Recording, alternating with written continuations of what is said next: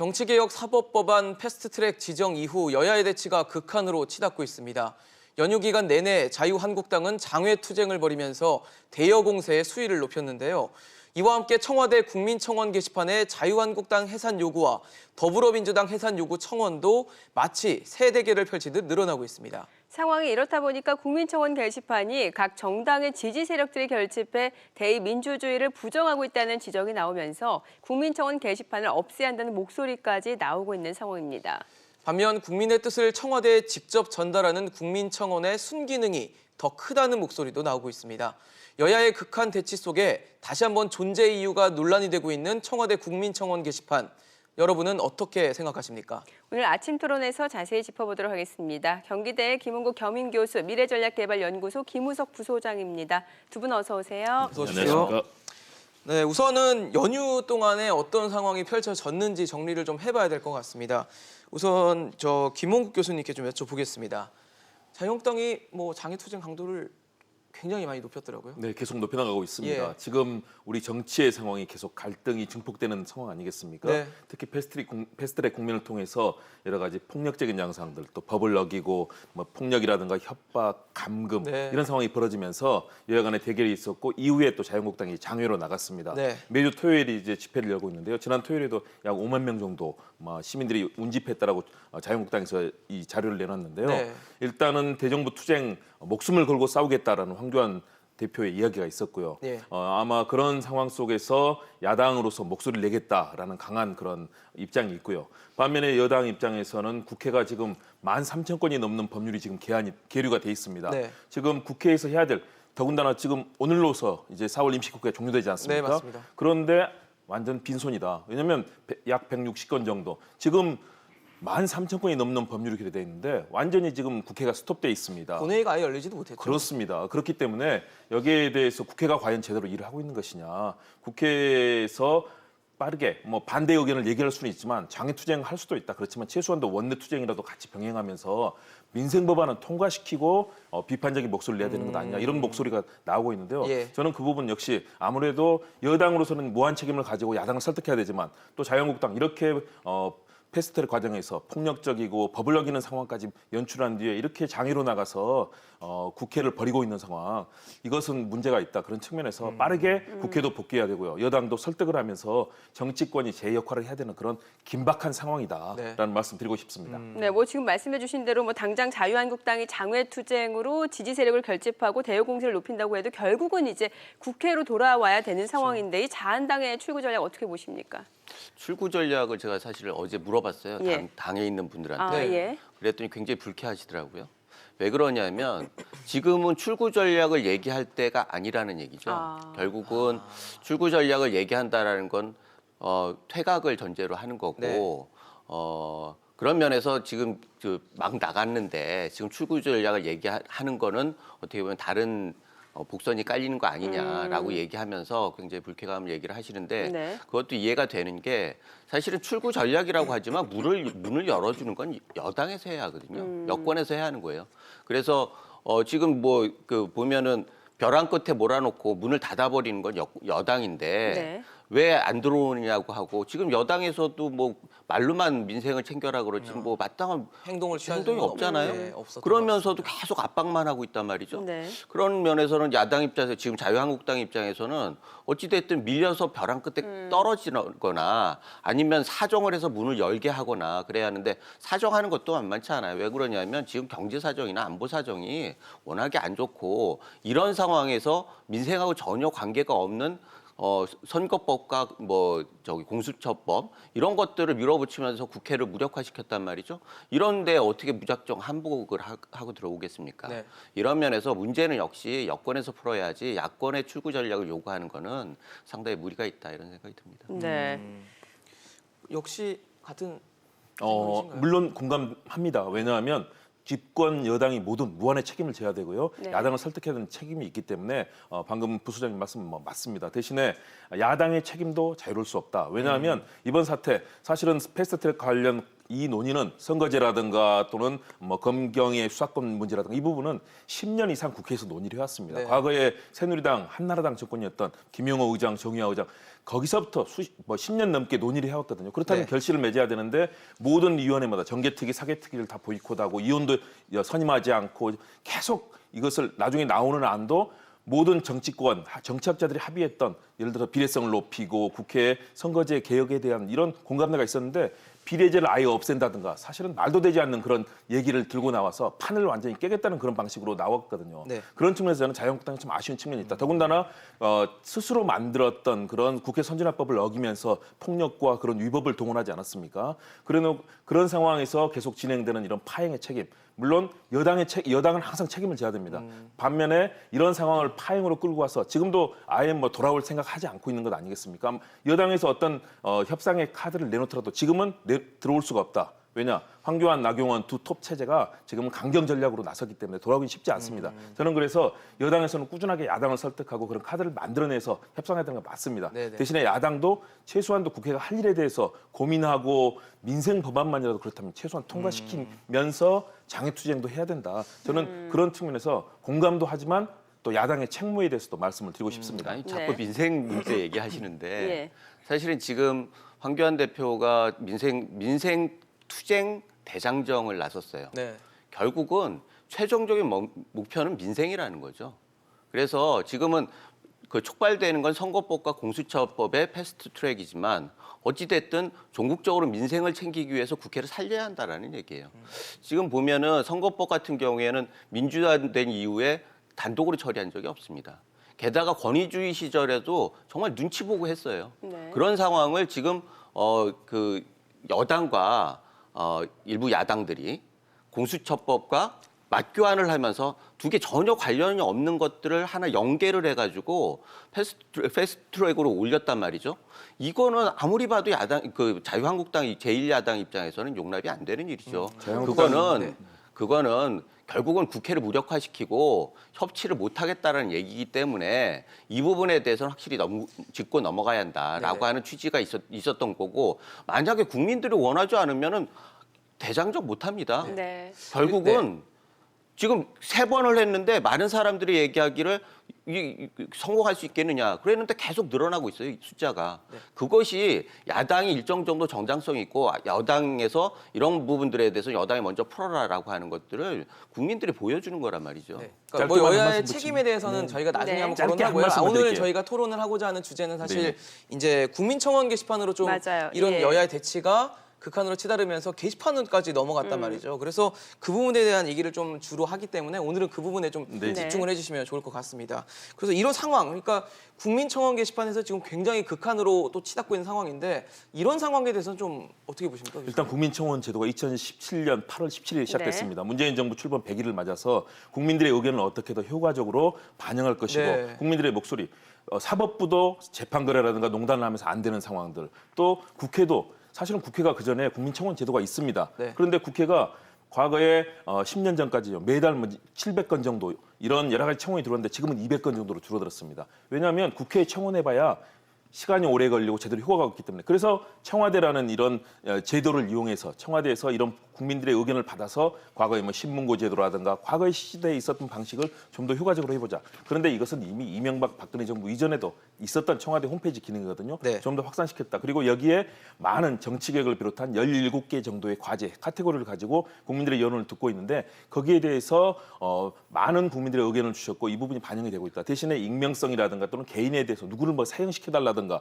사실은 이런 것들은 가서는 안 되는 거거든요. 이런 부분에 대한 우려를 어떻게 줄일 것인가 이런 부분들이 얘기가 되고 있는 거고요. 저는 그런 측면에서 국민청원이라는 제도가 일부 부작용들을 계속해서 개선해 나가야 된다. 대신에 국회라든가 사법부 곳곳에서 하지 못하는 그런 역기능들을 해내지 못하는 이런 부분을 청와대의 이런 기능들이 해내고 있다는 점에서 긍정적인 측면이 있다라고 네네네. 얘기되고요. 이것을 정치적인 공간으로 악용해서는 안 된다. 대신에 국민들의 그런 의견들은 충분히 반영할 필요가 있다. 네네. 그래서 네. 아까 뭐 민생 투쟁 얘기하셨지만 실제로는 민생을 내걸었지만 결국은 정치 투쟁이 되고 있는 거거든요. 네. 그런 측면에서 국민청원의 이 게시판도 좀 더 국민들의 의견을 수렴하고 또 혹시라도 이것이 정치 공간으로 오염되고 변형되지 않도록 관리하는 이 노력이 청와대에서 필요하다는 네. 말씀 드리고 싶습니다. 네. 교수님 뭐 생각은 어쨌든 기본적으로는 동의하실 것 같아요. 어쨌든 긍정적인 공간이 돼야 되는 건데 건전한 공간이 돼야 되는데 최근의 상황은 사실 그렇지 못하단 말이죠. 그런 것들에 대해서는 좀 어떻게 보십니까? 참 안타까움이 많습니다. 처음에 생겼을 때는 굉장히 기대를 많이 했어요. 네. 어떻게 수렴해가지고 제도화를 할 수 있을 것인가. 그런데 결국은 이게 제도화가 돼야지 되는 거거든요. 그렇죠. 문제가 해결돼야지 되는 건데 지난 2년 동안 이게 문제를 해결시키기보다는 문제를 만드는 역할을 더 많이 했단 말이죠. 그래서 많은 분들이 신문고 얘기를 또 하시는데 신문고도 사실은 애초의 취지는 억울한 국민들의 목소리를 듣자라고 네. 소리 낼 데 없던 분들에게, 그래서 나왔는데 네, 공간을 많은 주는 거죠. 경우는 왕권을 강화하고 신권을 약화하는 용도로 쓰였어요. 그래서 그게 지속 가능하지 않았거든요. 지금 같은 경우에는 마찬가지입니다. 신문고는 악용됐다기보다는 부작용이 굉장히 컸던 거고 지금 국민청원 게시판 같은 경우도 악용이라기보다는 부작용이 너무 큰 거예요. 그래서 이거를 좀 개선을 해야 하는데 어떻게 중간에 수많은 개선 요구가 있었고 또 개선하겠다는 약속도 있었고 그런데 실질적으로 나오는 거 보면 그 기존에 있는 부작용들이 계속 반복되고 네. 있지 않습니까? 이제는 정말 집권 2년을 넘으면서 아까 말씀하셨던 이 100일에 만들었잖아요.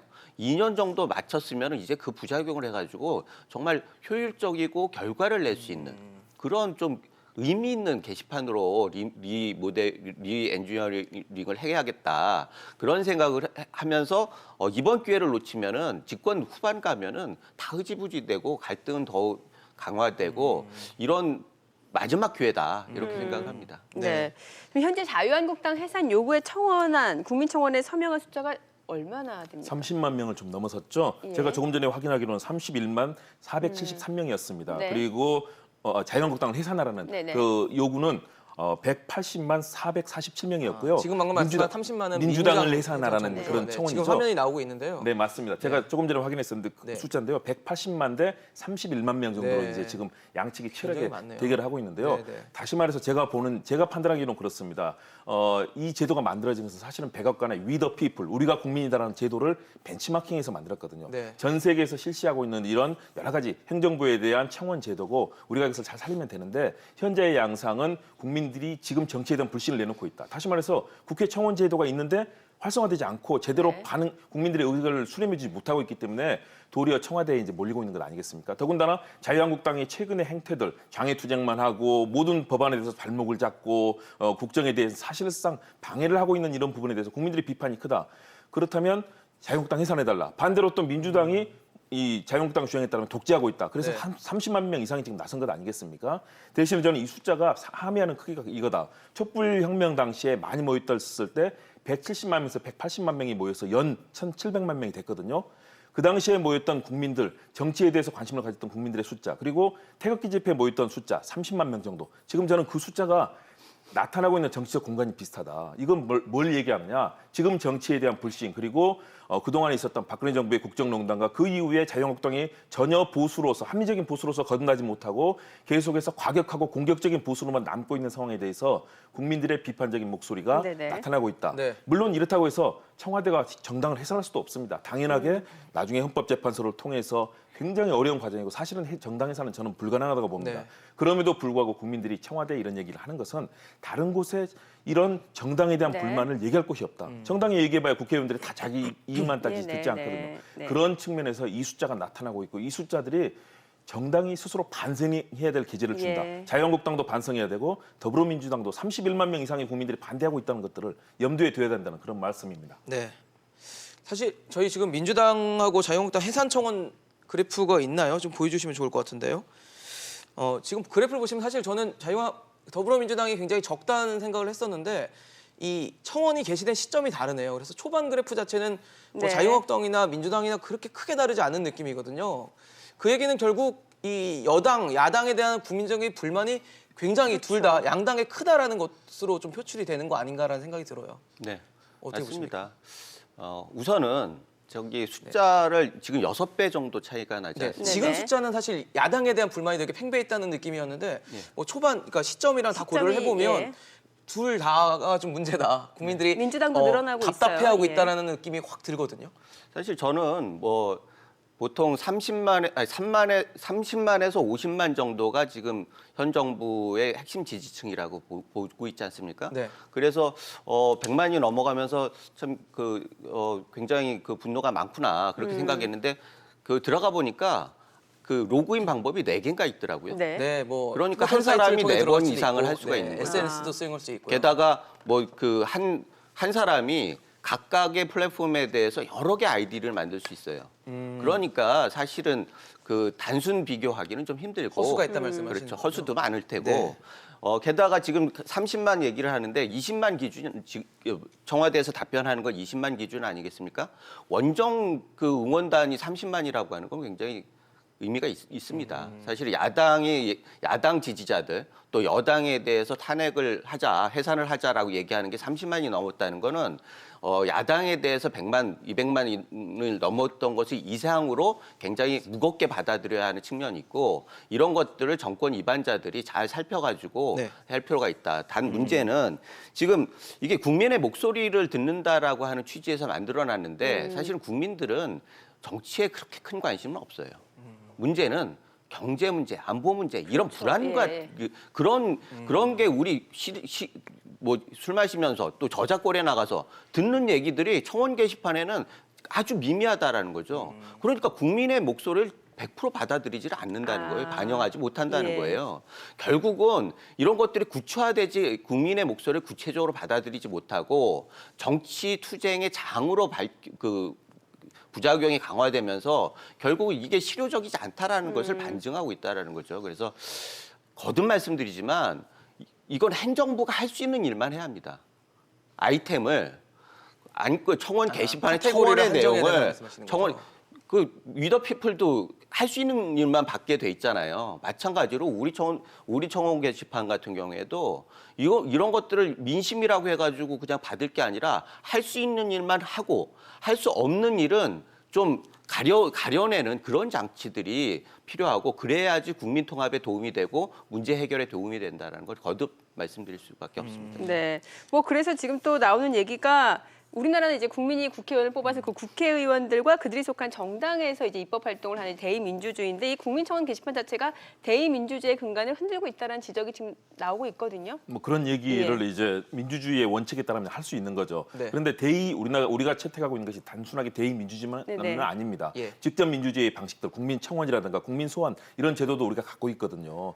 지난번 이천군 의회에서 보셨지만 그런 제도들이 이미 다 정착이 돼 있습니다. 네. 그렇기 때문에 국민들이 입법부를 통해서 국회 얘기를 하지만 국회 청원이 지금 전혀 작동을 하고 있지 않는 것 아니겠습니까? 입법부가 이렇게 싸움만 하고 법안은 지금 지금 20대 국회에 들어서서 처리된 법안이 2,000건이 좀 넘습니다. 네. 그런데 지금 계류된 법안이 13,700건이 넘습니다. 다시 말해서 국회가 할 일은 하지 않고 정파적인 싸움의 이익만 가지고 하고 있는 상황에 대해서 국민들의 비판이 큰 거죠. 그런데 국민들이 이 얘기를 할 곳이 없는 거죠. 네. 언론도 이를 쉽게 받아주지 않고 그렇기 때문에 국민들의 의견 표출이 이렇게 되고 있는 거거든요. 그렇다면 대의민주주의가 할 수 없는 역할들을 직접 민주주의가 보완해 줄 수 있는 것들 이런 부분들이 분명히 필요한 거고요. 네. 또 저는 아까 중복해서 4가지 패턴을 갖고 할 수 있다. 그건 야당 지지자도 마찬가지로 할 수 있는 거거든요. 그렇기 때문에 나중에 가서 이 나타나는 허수라든가 이런 부분은 저는 충분히 정리가 될 거다. 대신에 여기서 함의하고 있는 것은 무엇이냐.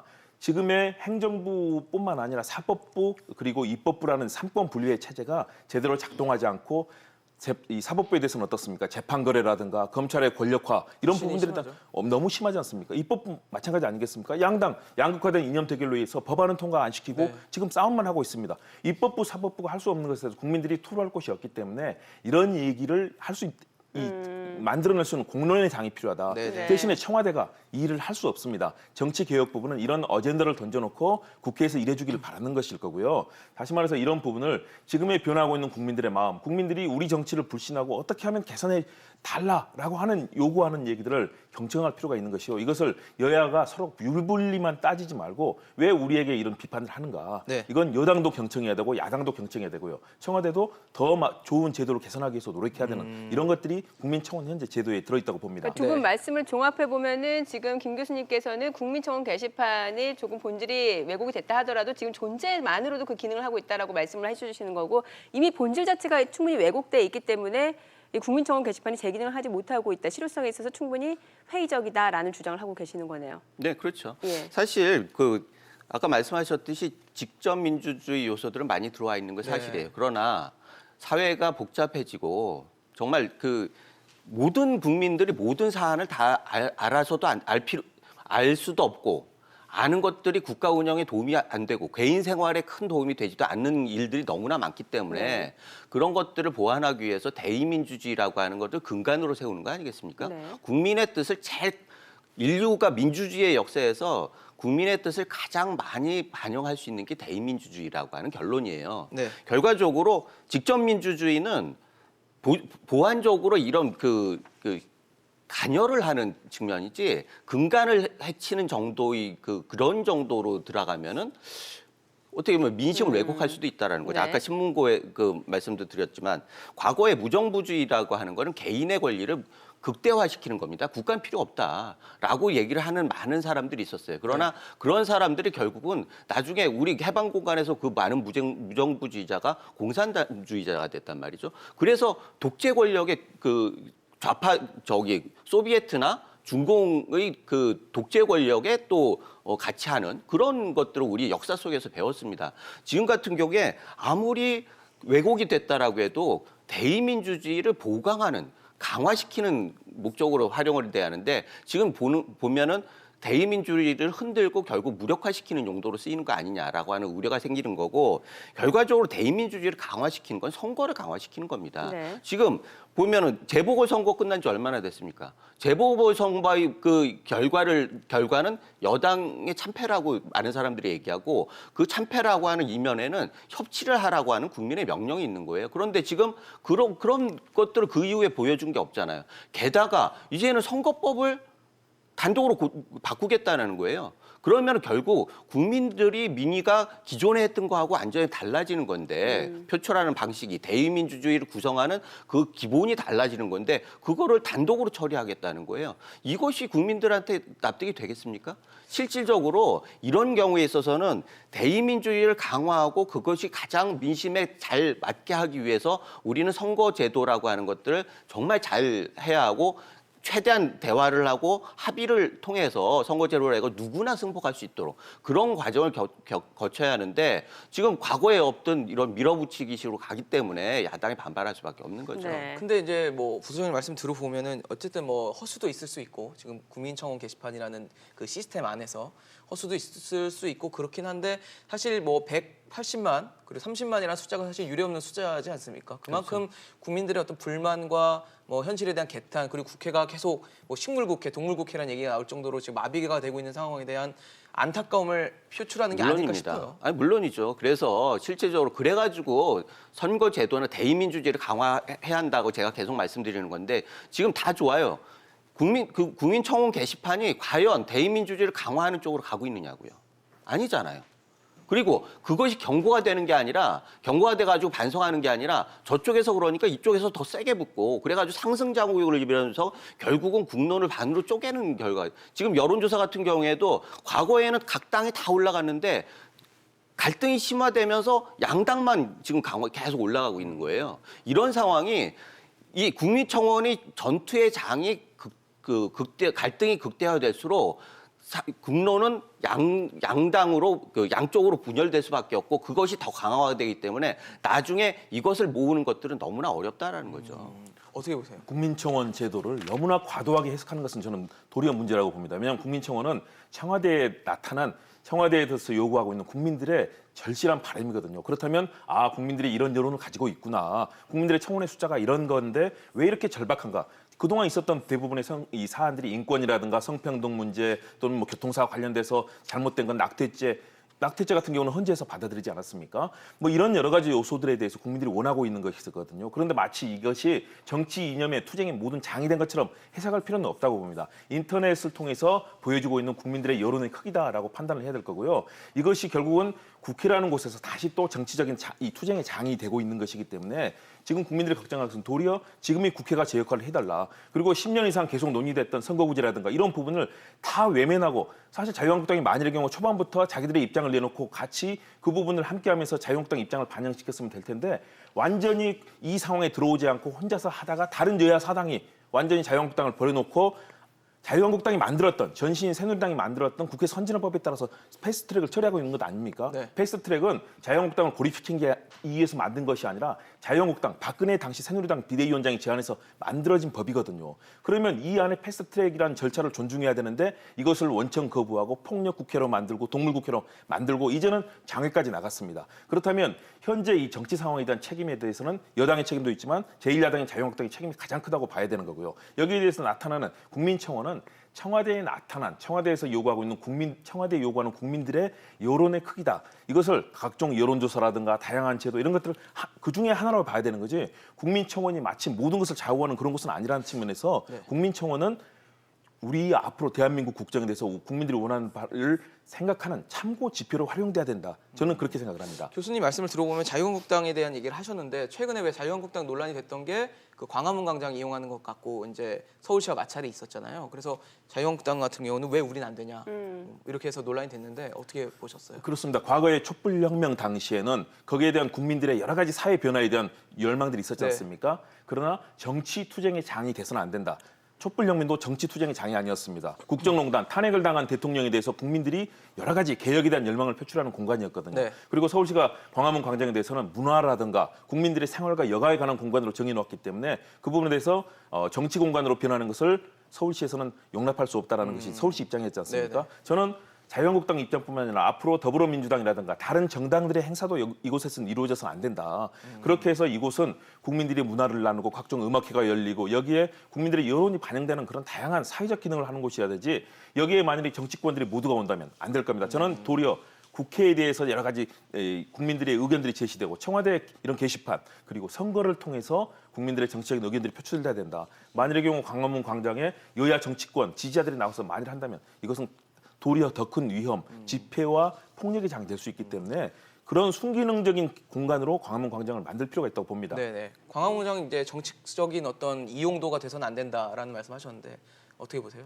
원칙적으로 그렇죠. 원칙적으로 맞는 말씀이고 그러나 국회에서 쫓겨난 사람들이 어디로 가겠습니까? 결국은 광장은 뭐 지금 진보 진영에서 얘기했듯이 난장의 정치라고 얘기하잖아요. 네네. 광장은 그런 난장 같은 분위기가 있기 때문에 그런 것들은 무슨 뭐 법적인 절차적인 이런 부분들이 아니에요. 결국은 절차에서 법적인 과정에서 수용하지 못하는 부분들이 해소되는 것이 광장인데 네. 그 광장의 원래 이용 목표와 상관없이 지금 무작정 반대를 하겠다. 이거는 사실은 좀 문제가 있는 거고 네. 네네. 지금 자유한국당에서 이야기를 누구는 되고 누구는 안 되냐. 사실은 광장은 누구나 나올 수 있기 때문에 광장인 거예요. 네네. 그런데 광장은 다른 모든 사회단체 하다못해 김정은 뭐 찬양하는 그런 집회도 가능하고 이런 데가 광장이란 네. 말이에요. 그런데 거기에 한국당 제1야당에서 좀 쓰겠다고 하는데 이거를 원천적으로 못 하겠다라고 하는 거는 논리가 있어야죠. 무작정 이게 정치 행사는 안 된다라고 하는 게 이게 납득이 되겠습니까? 그러니까 누구나에게 어떤 알겠습니다. 의견 표출의 장은 되는 건 맞지만 정치적으로는 좀 지향해야 될 필요는 분명히 있다고 인식을 원칙적으로 하는 거죠. 맞는 네, 얘기인데 네, 네. 저는 네. 지금 상황에서 그렇게 요구하긴 야당의 입장이 갈 데가 없다라는 거죠. 네, 네, 알겠습니다. 오늘 최근 논란이 되고 있는 국민청원 게시판과 관련해서 두 분의 의견을 좀 들어봤습니다. 네, 오늘 김은국 김은국 경민교수 그리고 네, 김우석 김우석 부소장이었습니다. 잘 들었습니다. 고맙습니다.